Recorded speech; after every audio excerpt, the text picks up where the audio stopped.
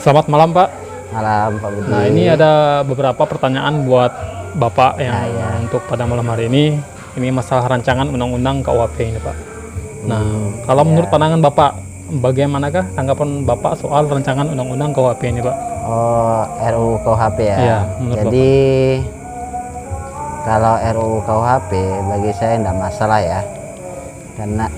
Karena kalau kita lihat RUU KUHP pastinya juga di situ bukan semata-mata produk dari anggota dewan, tapi ada pakar-pakar hukum juga terlibat dalam pembuatannya. Dalam pembuatannya Pak ya. Terus, gimana kalau menurut Bapak, apakah Bapak setuju Pak?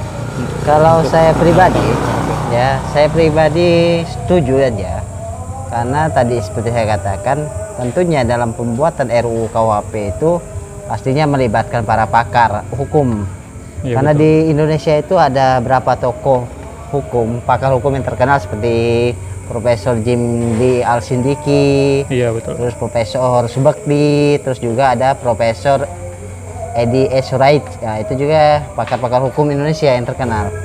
Alasan Abang atau Bapak mendukung hal tersebut itu berlandaskan apa Pak?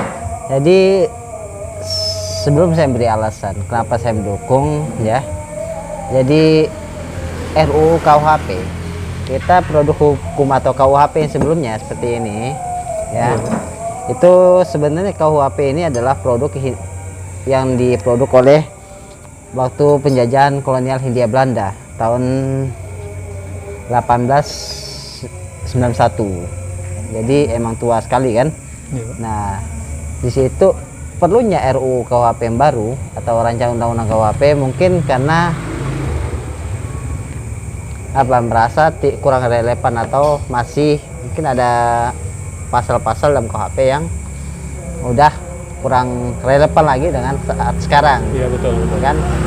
Nah, jadi polemik yang jadi pertanyaan sebenarnya di RUU KUHP saya paham maksud Bang Budi ini kan.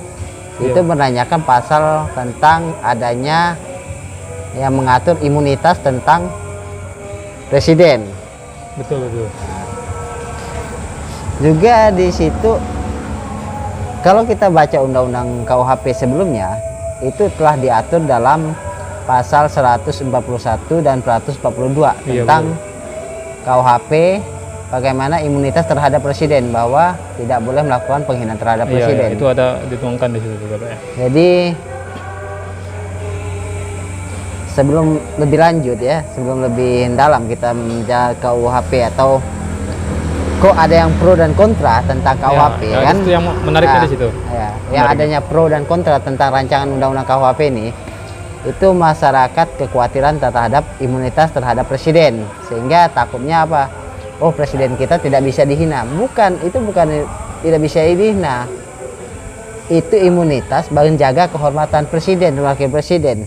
Nah, berarti masih bisa dikritik Pak ya presiden Pak? Presiden pasti bisa kritik, karena sifat mengkritik itu sebenarnya itu merupakan hak asasi manusia yang diatur dalam Undang-Undang Dasar 1945 pasal 28. Nah, itu telah dijamin oleh undang-undang, merupakan hak konstitusi yang menjamin warga negaranya untuk mengeluarkan pendapat. Iya betul. Nah, KUHP yang kita pakai yang sekarang itu juga pernah yang dari produk Hindia Belanda itu telah pernah direvisi tahun 2007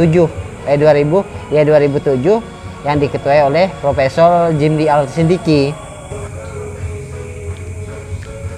Kalau menurut Bapak, apa Bapak yakin rancangan undang-undang KUHP disusun oleh para pakar hukum atau pakar gitu Pak? Jadi sebelum saya mengatakan saya yakin atau tidak, karena kebetulan sekarang juga saya ngambil mata kuliah hukum, jadi saya juga termasuk orang yang meminta tentang KUHP sebelumnya itu untuk direvisi. Jadi saya pun yakin kalau KUHP yang sekarang RUU KUHP itu dibikin oleh pakar hukum atau disusun oleh pakar-pakar hukum Indonesia. Dan pesan saya, himbau saya terhadap masyarakat, mungkin kan masyarakat sekarang kan ada sebagian panik kan tentang RUU KUHP. Seperti itu Pak. Nah, kita nggak usah panik lah ya tentang KUHP ya, RUU KUHP, karena saya sudah baca RUU KUHP itu ya, bahwa di pasal 1 dan 2 KUHP, RUU KUHP yang sekarang juga dalam kedua pasal itu yang pertama itu yaitu telah mengandung unsur atau ada apa itu semacam juga memberikan kesempatan bahwa kepastian hukum terhadap masyarakat. Artinya unsur-unsur dari sebuah undang-undang itu ada, yaitu unsur kepastian hukum itu terdapat dalam KUHP juga. Nah, selain itu juga dalam KUHP yang RUU KUHP juga yang sekarang itu juga memberikan pendapat, arti memberikan apa itu, menghargai hukum yang ada di tengah masyarakat. Artinya hukum yang tidak tertulis di masyarakat juga dihargai. Nah, itu yang kedua. Dan yang ketiga, dalam KUHP juga pastinya tidak terlepas dari hierarki perundang-undangan. Iya, betul. Apa itu hierarki perundang-undangan?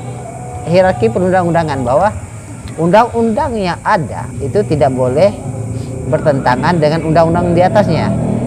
Nah, itu seperti yang diatur dalam Undang-Undang Nomor 15 tahun 2019 tentang perubahan atas Undang-Undang Nomor 12 tahun 2011 tentang pembentukan peraturan perundang-undangan. Sebagaimana dalam pasal 7-nya, itu menyebutkan bahwa undang-undang itu tidak boleh bertentangan undang-undang di atasnya. Nah, dalam pasal 7 itu hierarki perundang-undangan. Itu yang pertama itu adalah Undang-Undang Dasar 1945. Itu yang pertama. Artinya itu yang undang-undang yang tertinggi. Nah, posisi yang kedua pada dalam hierarki perundang-undangan itu adalah TAP MPR, ketetapan MPR, dan yang ketiga adalah peraturan pemerintah pengganti undang-undang. Dan yang keempat adalah peraturan presiden, yang kelima perda provinsi, yang terakhir itu perda kabupaten kota. Nah, jadi tentunya dalam penerapan undang-undang KUHP itu tidak bisa bertentangan dengan Undang-Undang Dasar 1945. Pasti itu. Karena dalam hierarki perundang-undangan itu telah mengatur bagaimana posisi undang-undang itu tidak boleh bersalah atau tidak boleh bertentangan dengan Undang-Undang 1945. Di sini juga masyarakat tidak usah takut ya, bahwa KUHP nanti menjebak atau menjadi mengekang kehidupan kita. Nah, KUHP itu bukan mengekang. Nah, tapi dia bagaimana memberikan kepastian hukum. Karena KUHP bukan undang-undang dasar, artinya dia dalam penerapannya itu tidak boleh bertentangan dengan undang-undang dasar. Nah, bahkan dalam undang-undang itu juga saat menerapkan undang-undang KUHP itu tidak boleh bertentangan tadi dengan undang-undang dasar 1945. Betul. Gimana himbauan Bapak tentang terkait masih ada kontra terhadap rancangan undang-undang KUHP? Itu menurut Bapak gimana, Pak? Jadi terkait adanya pro dan kontra, gitu ya kan? Iya. Nah, seperti saya katakan tadi sebelumnya, bahwa menyampaikan pendapat kontra itu kan artinya ketidaksetujuan masyarakat. Iya, betul. Dengan suatu produk undang-undang ya. Nah, menyampaikan ketidaksetujuan itu dalam sistem hukum juga itu ada memberi ruang demokrasi.